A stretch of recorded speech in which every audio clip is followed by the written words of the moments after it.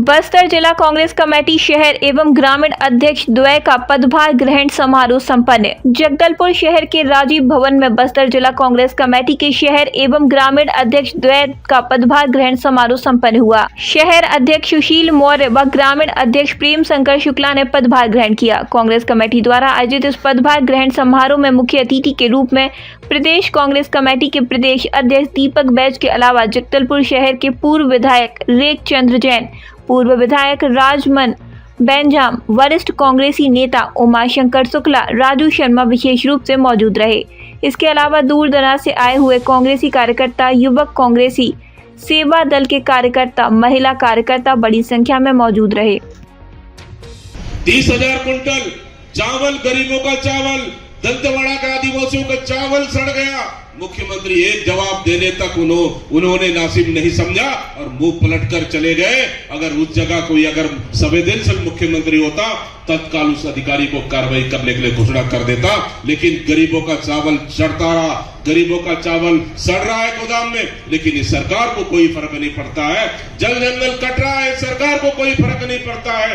या कोयले खदानें बिक रही है, सरकार को कोई फर्क नहीं पड़ता है। यहाँ पे दो माइंस बिक गया, यहाँ पे दो हमारे आयरन और बिक गया, इस सरकार को कोई फर्क नहीं पड़ता है। इसलिए आदरणीय साथियों, हम लोग को ये वक्त चुप रहने का नहीं है, ये वक्त हम लोग को घर में बैठने का नहीं है, ये वक्त हम लोग को बिल्कुल तमाशा देखने का नहीं है।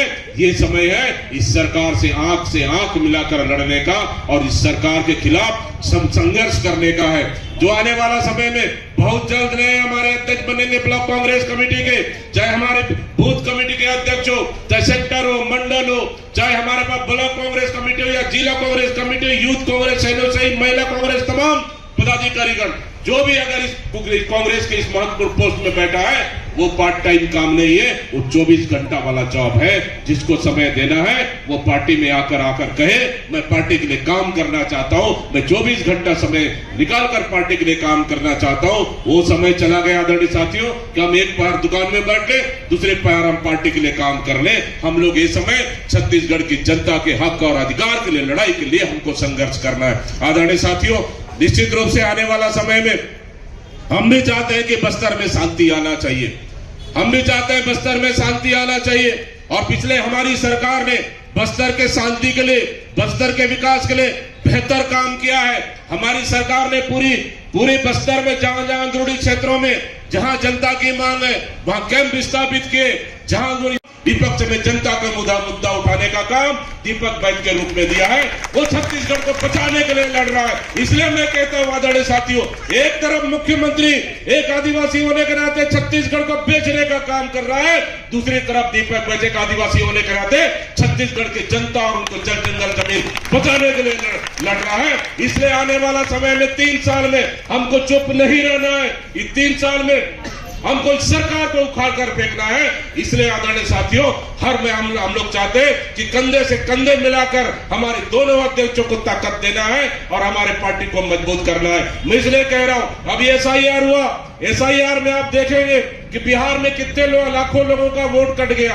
अभी क्या हालत है, मतलब इस सरकार में कोई भी निष्पक्ष नहीं है। CBI की बात करें, ED की बात करें, इनकम टैक्स की बात करें, ये सेंट्रल गवर्नमेंट के इशारे पे काम कर रही है और विपक्ष के नेताओं को डराने और जेल भेजने का काम कर रही है।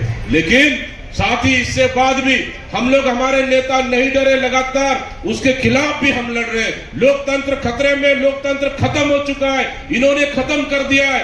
और तो आप जो विश्वसनीय संस्था है, चुनाव आयोग पे भरोसा नहीं रहा। चुनाव आयोग अब वोट चोरी का काम करवा रहा है। SIR हुआ पूरा लगभग 15 प्रदेशों में। हमने पहली बार ऐसा स्थिति आया कि हम अपना वोट बचाने के लिए हम BLO के साथ घर घर हम जा रहे हैं अपने वोट बचाने के लिए। हम नेट खोल कर देख रहे हैं, हमारा वोट चोरी तो नहीं हुआ। ये पहली बार ऐसा स्थिति है। इससे पहले भी SIR हुआ है, 7 से 8 बार इससे पहले भी SIR हुआ है, लेकिन कभी कोई ऐसा स्थिति नहीं आया। लेकिन आज कौन सा ऐसा स्थिति आया है कि आज जो कांग्रेस या विपक्षी दलों के नेताओं का, उनके मतदाताओं का नाम काट दो, वोट चोरी कर दो, एक घर में 100 वोट, 150 वोट, 500 वोट एक जीरो मकान में डाल दो। ये कौन सा ऐसा पद्धति है आदरणीय साथियों? वोट चोरी कर सरकार भारतीय जनता पार्टी बना रही है।